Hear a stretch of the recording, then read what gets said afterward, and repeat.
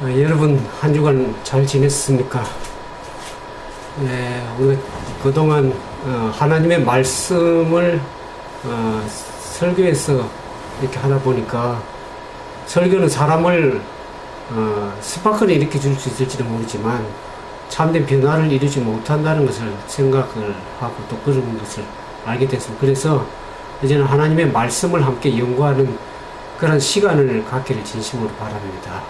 아무쪼록 여러분들 함께 말씀을 연구하는 모든 분들이 주의 말씀으로 은혜를 누리고 그 말씀대로 순종해서 하나님의 귀한 축복을 누리는 귀한 삶이 되기를 주님의 이름으로 축원을 드립니다. 우리가 오늘은 이사야서 1장에 대해서 말씀을 연구하랍니다. 거기는 하나님의 회복과 치유의 말씀이 있습니다. 그래서 함께 하나님의 말씀을 통해서 함께 치유받고 또 회복되는 그러한 놀라운 역사가 있기를 진심으로 바랍니다.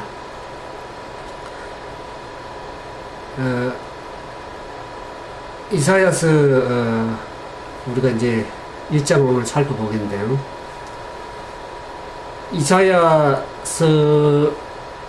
어떤 인물인가 하면은 이사야의 그 이름의 의미가 뭐냐 그러면 여호와의 구원이라는 뜻입니다. 이사야는 예수님이 오시기 전 800년 전에 살았던 하나님의 선지자입니다. 우리가 이사야 6장 1절에 보면 그 이사야가 이상을 받을 때 우시아의 죽던 해에 그런 얘기가 나옵니다. 이사야 6장 1절에 보면 그래서 이사야가 활동하던 지가 주전 740년 우시아 왕이 죽던 해에 이사야가 활동을 하는 걸 보게 되죠. 그래서 이사야가 우시아 왕 죽던 740년부터 히스기야 왕이 죽었던 때 686년까지 활동했던 선지자입니다. 그래서 우리가 이사야 1장 1절에 보면은 이사야가 활동했던 그 당시에 4명의 왕의 이름이 나오죠. 우시와 요담, 아하스, 그 다음에 히스기야, 이 4명의 왕이 통치했던 기간 55년 그 기간 동안에 하나님의 선지자를 부름을 받아서 사역했던 그런 인물입니다. 그러면서 이사야는 신약에서 가장 많이 인용된 선지자입니다. 그러면서 이사야가 활동하는 그 시기에 아하스라는 악한 왕이 있습니다. 그 아하스 왕의 시대에는 히스기야가 침묵을 지켰고 또 이사야는 히스기야의 아들 므낫세가 왕이 올랐을 때 그 우상 숭배를 책망하다가 므낫세에게 늘판지에 묶여서 톱으로 시험을 당해서 죽임을 당했다, 그런 얘기가 있습니다. 그러면 이사야가 활동했던 이사야가 활동했던 그 시대의 그 역사적인 배경을 우리가 좀 잘 이해하면은 이사야서를 좀 이해하기 도움이 될 것 같습니다. 이스라엘 나라가 다윗 왕 시대 이후에 이제 솔로몬 그 아들이 왕을 통치하게 됐죠. 그래서 이 솔로몬 왕이 죽은 이후에 르호보암의 왕이 오르면서 이스라엘 나라가 둘로 나눠지게 됐죠. 북쪽에는 북방 이스라엘, 남쪽에는 남유대 왕국이라는 두 나라로 나라가 분열이 되게 됐습니다. 그럴 때 이 하나님께서 이렇게 선지자를 통해서 계속 경고를 했죠. 하나님께 돌아오면서 우상을 버리고 하나님께 돌아오라는 그런 북이스라엘 왕국의 그 아모스와 호세아 선지자를 통해서 하나님께 계속 그들의 잘못을 지적했고 돌아오기를 요청했지만은 그들이 하나님의 말씀에 계속 불순종함으로 말미암아서 주전 722년에 북방 이스라엘은 아수르의 침공을 받아서 나라가 멸망하게 됐습니다.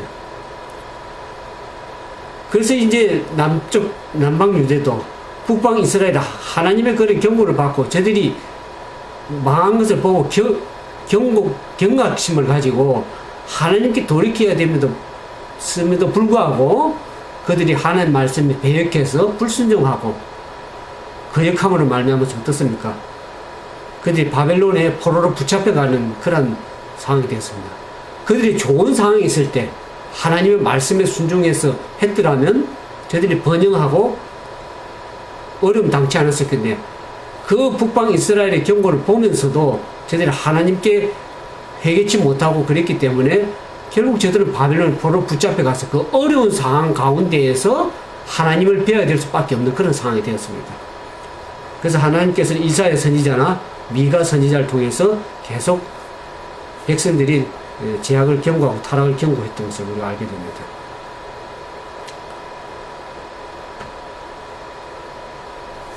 그러면 이제 우리가 이사야서 1장을 연구하기 전에 서론적으로 이사야서가 어떻게 구조가 되는지 잘 이해하면 이해하기 참 쉬우리라고 그렇게 생각이 들어집니다. 이사야서는 전체가 몇 장으로 되어 있습니까? 이사야서는 66장으로 되어 있죠. 그래서 우리 성경이 전체 몇 권으로 되어 있습니까? 66권. 그러니까 이사야서나 성경하고 좀 비슷한 느낌을 받게 됩니다. 그러면서 이제 이사야서는 1장에서 39장까지가 타락한 이스라엘에는 하나님의 심판을 얘기를 합니다. 심판의 메시지를 보내고 있습니다. 그러면서 40장부터 66장까지 27장, 이렇게 1장부터 39장, 39장까지는 하나님의 심판에 대해 얘기했고, 40장부터 60장까지는 바벨론 포로 생활을 하던 유대 백성들에게 하나님께서 메시아를 통해서 어떻게 구원하신 구원의 말씀을 선포하신 것을 보게 됩니다. 그래서 이 이사야서가 39장, 그 다음 또 나머지 27장이 이렇게 하나님의 심판과 구원을 얘기한 것처럼 성경하고 비슷하죠. 성경도 구약이 39권, 신약이 27권이지 않습니까? 그러니까 구약에 보면 구약에는 하나님의 공의를 얘기를 했습니다.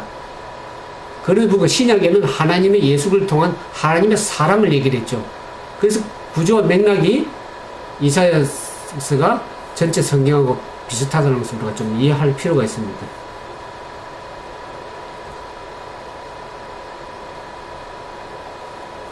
그러면서 이제 우리가 이사야 이제 1장을 이제 살펴보도록 하겠습니다. 이사야 1장에 우리가 쭉 보면 유다 왕 우시아와 요담과 아하스와 히스기야 왕 시대에 아모스의 아들 이사야가 유다와 예루살렘에 관하여 본 계시라 그랬습니다. 이게 이사야가 활동했던 시기가 우시아와 요담, 아하스, 히스기야 왕 시대에 활동한 것을 우리가 알 수 있겠죠. 그러면서 그는 받은 이상이 유다와 예루살렘에 대한 하나님의 백성들에 대한 계시를 본 것이다 그랬습니다. 그러면서 2절에 보니까 하늘이여 들으라, 땅이여 귀를 기울이라, 여호와께서 말씀하시기를 내가 자식을 양육하였거늘 그들이 나를 거역하였도다 그랬습니다. 하나님께서 이스라엘 백성에게 재판관으로서 저들을 권고하실 때 어떻습니까? 하늘을 또 땅을 하나의 그들을 가운데 두고 이스라엘 백성들에게 그들을 심판하는, 재판하는 그런 모습이 장면이 나옵니다. 그러면서 여호와께서 말씀하신 내가 자식을 양육하였거늘. 하나님의 백성, 이스라엘 백성들이 하나님의 그저 저들의 아버지입니다. 하나님의 백성은 그들의 자녀들이죠. 그 하나님의 백성의 자녀를 하나님께서 양육하셨다 그랬습니다. 양육하였거늘. 하나님께서 먹이시고 입히시고 돌보셨지만 그럼에도 불구하고 그들이 어떻게 했습니까? 3절에 보니까 소는 그 임자를 알고 나귀는 그 주인의 구유를 알건만은 이스라엘은 알지 못하고 나의 백성은 깨닫지 못하는도다. 여기 소는 임자를 알고 소는 자기의 주인을 알고 있습니다. 그러면서 그 주인의 구유를 안다. 구유라는 것은 밥그릇을 얘기를 하죠. 하나님께 저들을 먹이셨다는 것입니다. 하나님께서 저들을 먹이시고 입히시고 돌보셨거늘 오히려 짐승도 주인을 알고 그 구유를 알고만 하나님의 백성들은 알지 못했다 그랬습니다. 얼마나 참 비참한 얘기인지 알 필요 없습니다. 여러분들이 부모가 자녀를 입히고 먹이고 양육했었지만은 저들이 자기 부모를 무시하고 거역하고 할 적에는 얼마나 부모가 마음이 아프겠습니까?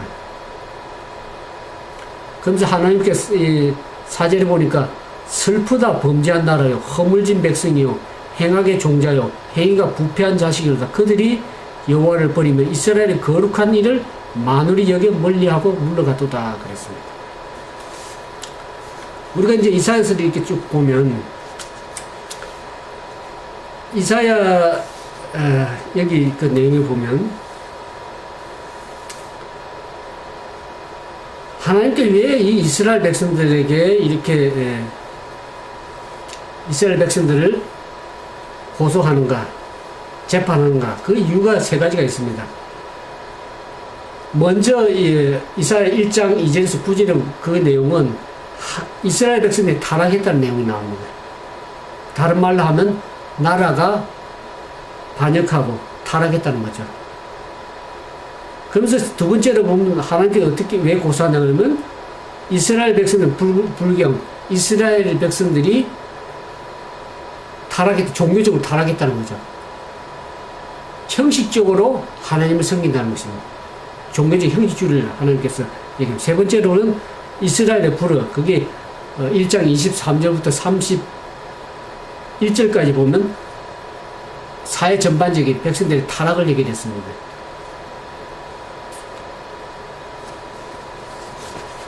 나라가 전체적으로 타락되고 하나님의 백성들이 하나님 믿는 하나님 백성들이 종교적으로 타락하고 사회가 전체가 부정과 불의가 편만한 그것을 보면서 저는 오늘날 그것이 우리 한국 사회 우리나라의 어떤 실상을 보는 것 같다는 그런 생각이 들었습니다.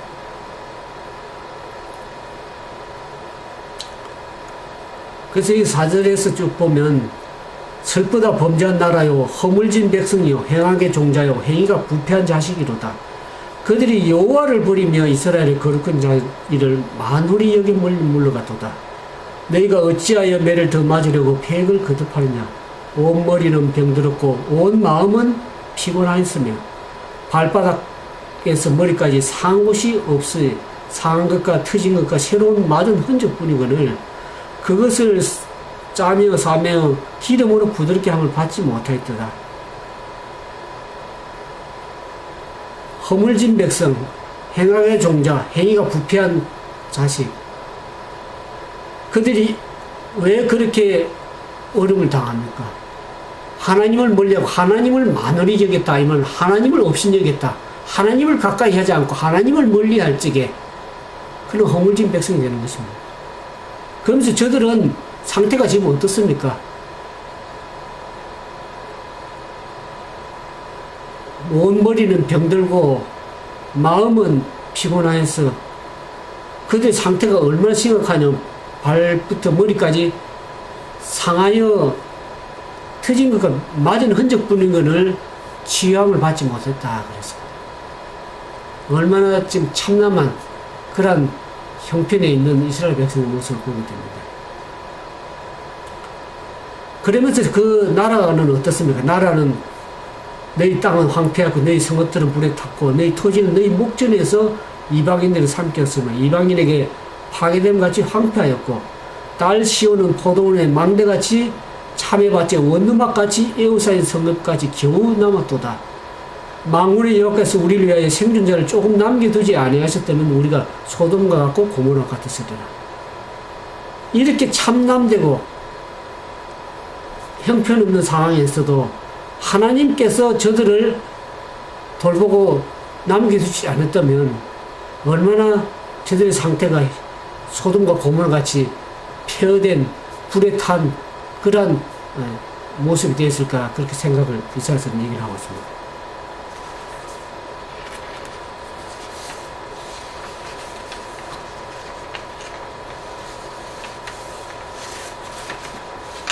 우리가 이제 이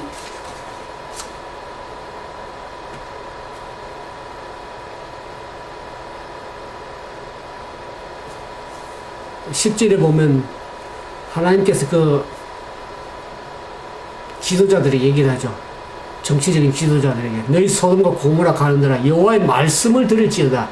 너희 고모라 백성아 우리 하나님의 법에 귀를 기울지다. 11절에 여호와께서 말씀하시되 너희의 무수한 재물이 내게 무엇이 유익하리요. 나는 수양의 번제와 살찐 짐승 기름에 배불렀고 나는 수송아지나 어린 양이나 수염소의 피를 기뻐하지 아니하노라. 너희가 내 앞에 보이러오니 이것을 누가 너희에게 요구하느냐. 내 마당만 밟을 뿐이니라. 헛된 재물을 다시 가져오지 말라. 분향은 내게 가정이 여기는 바요.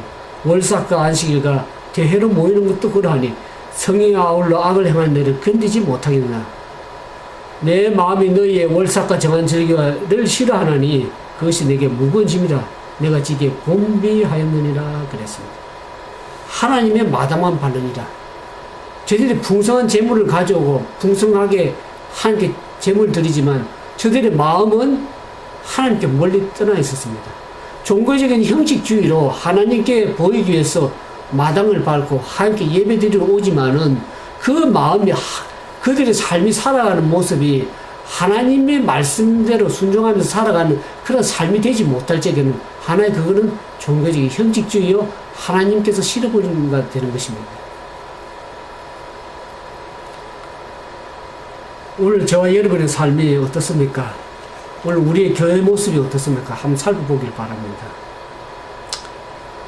오늘 우리가 하나님의 성전의 마당만 밟고 가는 사람들이 아닌지, 하나님은 우리의 삶에 우리가 모이는 것도 중요하지만 흩어져서 삶을 살아갈 적에 빛과 소금의 역할로서 하나님의 빛의 역할로서 소금의 역할 사명을 잘 감당하고 있습니까? 아니면 단지 예배 모이기 위해서 성전의 마당을 받는 그런 삶이 됩니까? 오늘 우리가 다시 한번 생각하면서 하나님께서 우리에게 원하시는 것이 무엇인지를 다시 한번 생각하는 그와 같은 삶이 되길 진심으로 바랍니다. 그러니까 14절, 15절에 보면 하나님께서 이러한 계속해서 형식적인 신앙생활을 하는 사람들이 주님은 심판을 경고하고 있습니다. 거기 보면 어떤 말이 있습니까? 14절, 15절에 하나님께서 14절에 보면 그것 내게 무거운 짐이라 그랬습니다. 그러면서 너희가 손을 펼 때 내 눈을 너희에게 가리고 너희가 많이 기도할지라도 내가 듣지 아니하리니 너희 손에 피가 가득함이라 그랬습니다. 우리가 하나님을 백성으로서 하나님께서 나의 기도를 듣지 아니한다고 하면은 얼마나 우리 삶이 비참한 삶입니까? 하나님 백성이 하나님께 기도하는데 하나님께 듣기 싫고 그 짐이 무겁다. 그 얘기할 적에는 그 신앙생활은 어떻게 되겠습니까? 이는 너희 손에 피가 가득함이라고 했습니다. 우리가 다른 사람들을 상대할 다른 사람에게 상처를 주고 어려움을 주고 이런 상황이 있으면서 우리가 하나님 앞에 기도하는 것은 올바른 행위가 아닙니다.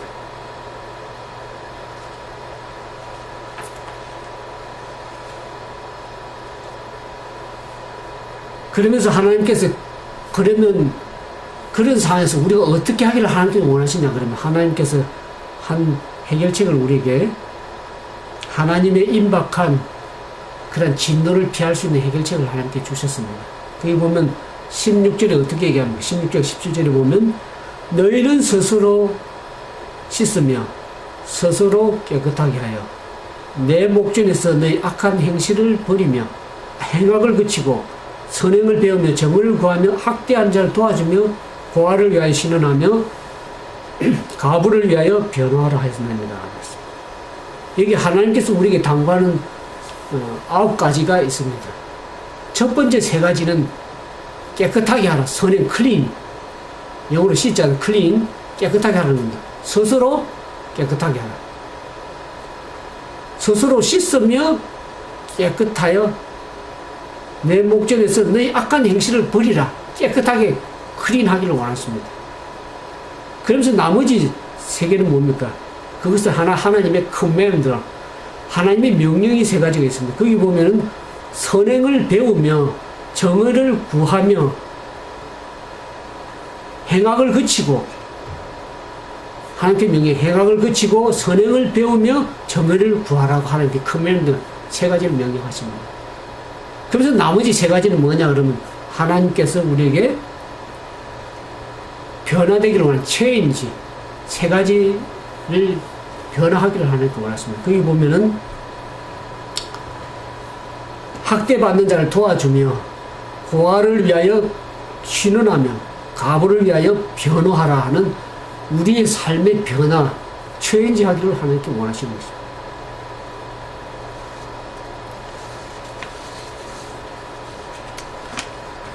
그러면서 하나님께서는 우리가 이렇게 우리의 선행, 하나님 명령에 따라 순종하고 선행해서 하나님 말씀을 따라서 변화된 삶을 다 살았던 것이 우리가 완전한 것이 아닙니다. 우리에게 남겨진 우리의 죄가 있습니다. 그 죄를 하나님께서 어떻게 하시는가? 18절에 보면 여호와께서 말씀하시되 오라 우리가 서로 어떻게 하자? 변론하자. 너희 죄가 주홍 같을지라도 눈과 같이 희어질 것이요 진홍같이 붉을지라도 양털같이 희리라. 그래서 하나님께서 오라고 우리에게 초청하고 계십니다. 우리가 변론하자. 하나님께서 어떤 것이 더 나은 것인지를 서로 마음을 터놓고 얘기하자고 말씀하십니다. 여기에 주홍 같다, 진홍 같다 이것은 참으로 지우기 힘든 색깔입니다. 우리의 죄가 주홍 같고 붉고 진홍 같을지라도 하나님이 어떻게 하시겠다고 그 죄를 용서하시겠다는 거예요. 너희가 진심으로 회개하고 주님께 돌아올 적에는 하나님께서는 우리를 불쌍히 여기셔서 우리를 변화하시겠다. 우리 죄를 사하시겠다고 말씀하십니다.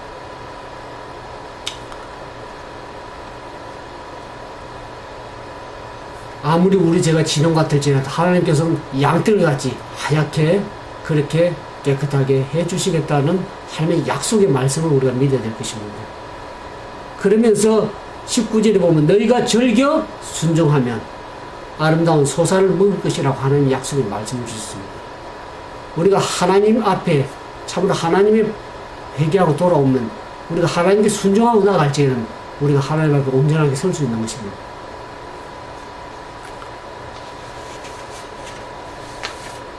하나님께서는 우리에게 회복을 말씀하셨죠. 죄로부터의 깨끗함, 치유함과 회복을 말씀을 주셨습니다. 그러나 이 회복의 역사가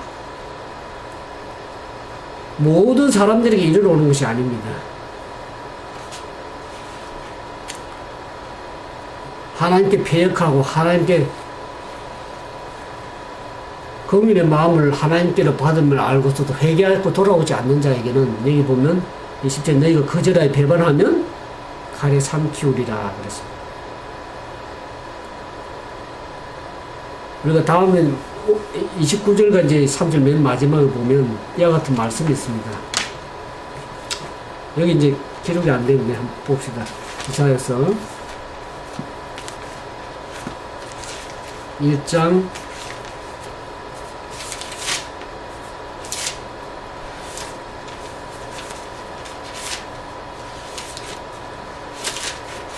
1 성경을 펴시기 바랍니다. 이사야서 1장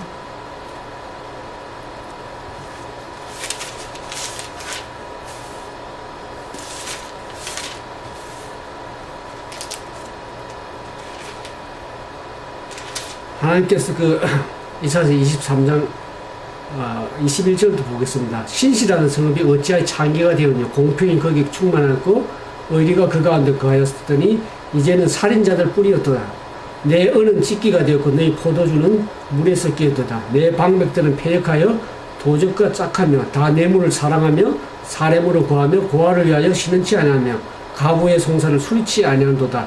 그러므로 주 만군의 여호와 이스라엘 전능하신 자가 말씀하시되 슬프다. 내가 장차 내 대적에게 보용하여 내 마음을 편케 하겠고 내 원수에게 보수하겠으며 내가 또 나의 손을 내게 돌려 너희 찢기를 온전히 청결하여 버리며 너희 혼잡을 다 제하여 버리고 내가 너희 사사들을 처음과 같이 너희 모사들을 본래와 같이 회복할 것이라.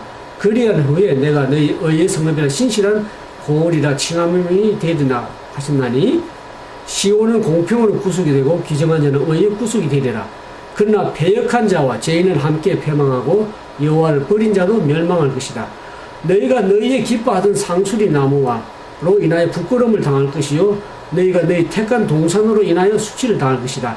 너희는 잎사귀 마른 상수리 나무를 같을 것이요 물 없는 동산 같으리니 강한 자는 사물이 같고 오락이 같고 그의 행위는 굴띠 같아서 함께 탈 것이나 끌 사람이 없으리로다. 하나님께서 뭘 얘기하십니까? 하나님께서 회개하고 돌아오는 자들에게는 하나님께서 그들을 회복하고 치유해서 은혜를 베푸시겠지만 하나님께 떠나서 회역해서 하나님 말씀에 순종하지 않을 적에는 저들이 아무리 겉으로는 상수리 나무 같고 물된 동산 같을지라도 어떻게 됩니까? 여기 상수리 나무는 야곱의 아내 라헬이 그 아버지 우상 드라빔의 우상을 취할 때 한 사용된 단어고 이 상수리 나무는 우상 숭배를 얘기합니다. 하나님께서 그걸 다 버리고 주님께 돌아오기를 원하는데 계속해서 하나님께 거역해서 자기 뜻대로 살아가는 자들이 어떻게 합니까? 저들이 아무리 상수리 나무 같고 물된 동산 같을지라도 그것이 다 부질이 없는 것이 될 것입니다. 오늘 여기 보면 한국 사회가 정치적으로 부패가 되고 오히려 방백들은 뇌물을 구하고 그런 이스라엘의 이스라엘 상황을 보면서 오늘날 우리 한국 사회 모습이 얼마나 흡사한지 알 길이 없습니다. 도덕적으로, 사회적으로, 종교적으로 타락되고 또 하나님을 믿는 백성들이 형식화되어서 종교적 형식만을 가지고 하나님 섬기는 모습을 보면서 하나님께서 오늘 우리에게 경고하십니다. 너희가 아무리 잎사귀가 풍성하게 마른 상수리 나무 같을지라도 그 잎사귀가 마른 상수리 나무가 될 것이고 물 없는 동산같이 될 것이고 불에 타는 사물이같이 오라기같이 힘없이 타버리는 그 같은 상황이 될 수도 있는 것입니다. 오늘 하나님께서 이스라엘 과거 역사를 통해서 오늘 우리의 삶을 돌아보면서 하나님께서 과연 우리가 어떠한 삶이 되어야 될지 한 나라와 신앙과 사회는 연결되어 있습니다. 나라를 구성하는 한 사람 한 사람이 그들의 말과 그들의 생각과 그들의 행동이 모든 나라의 장래에 큰 영향력을 미치는 것입니다. 우리가 말을 할 적에도 우리가 생각을 할 적에도 긍정적이고 진실되게 말을 해야 됩니다. 정직하게 이해해야 될 것입니다. 우리가 그 중에서 가장 중요한 하나님의 백성들이 개개인이 영적 상태가 참으로 하나님 보시기에 바르게 서야 될 것입니다. 종교적 형식만을 가지고 예배드리는 삶을 하나님께 원하시지 않으십니다. 우리는 위선적인 신앙생활을 정리해야 되고 또 믿음과 행실이 일치되는 그러한 그리스도인의 온전한 삶을 살아야 될 것입니다. 저는 이 교육에 대한 훈련을 이렇게 하면서 품성교육 훈련을 하고 있습니다. 우리의 생각과 우리의 말과 우리의 행동이 참으로 바른 삶이 되지 아니하면 그것이 결국 말과 생각과 행동은 하나의 우리의 품성으로 표현되는 것입니다. 우리의 삶의 자체가 하나님의 특히 믿는 백성들이 세상에 나가서 빛과 소금으로서 하나님 보시기 부족함이 없는 그야말로 온전한 그런 믿음의 신선한 삶이 될 적에 오늘 우리 개개인이 변화되고 우리 가정이 변화되고 우리 교회가 변화되고 나라가 변화돼서 참된 계획을 이루어 나가서 참으로 하나님 보시기 기뻐하는 그러한 우리나라가 되기를 참으로 주님의 이름으로 축원을 드립니다. 오늘 말씀을 듣는 우리 모두가 참으로 주님 앞에 온전히 바로 서서 주님 뜻대로 살아가는 그런 믿음의 귀한 삶이 되기를 참으로 바랍니다.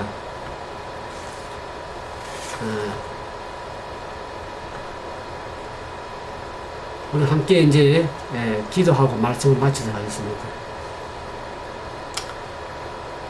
거룩하시고 자비하신 아버지 하나님, 우리는 하나님의 말씀을 바르게 깨닫지 못하면 우리가 어떤 상황에 있으면 우리가 지금 현 현실이 어떤지를 잘 알지 못합니다. 오늘 이사야 1장을 살펴보면서 오늘 우리의 삶의 모습이 어떠하며 우리나라의 모습 형편이 어떠하며 하나님께서 원하신 뜻이 무엇인지를 다시 한번 깊이 깨닫고 주님께 회개하며 돌아가기를 원합니다. 우리의 삶이 너무나 형식적이고 하나님을 믿는다고 하나님의 자녀라고 하면서 얼마나 하나님을 멀리하는 하나님을 만홀히 여기며 하나님 뜻대로 살아가지 않으면 그것을 회개치 못하고 살아가는 어리석은 삶인지 알 길이 없습니다. 오늘 하나님 말씀을 살피면서 다시 한번 우리가 하나님 앞에서 우리의 상처가 치유받지 못하고 우리의 삶이 치유되지 못하고 버리진 바되며 그런 삶이 되기를 원치 아니합니다. 오늘 하나님께서 우리의 삶을 돌아보시고 우리가 하나님 앞에 가까이 나아갈수록 주님께서 우리를 치유하시고 죄로부터 용서하시고 회개케 하시고 치료하시는 그 하나님의 손길을 보기를 원합니다. 부족한 저희들이 하나님께 돌아가기를 원합니다. 우리의 죄악을 회개하기를 원합니다. 우리의 형식적인 믿음 생활을 회개하기를 원합니다. 주님 우리 불쌍히 여기셔서 하나님의 거룩한 뜻 안에서 신실하게 살아감으로 이 시대의 빛과 소금의 역할을 감당하는 하나님의 귀한 종들 다 되도록 도와주시옵소서.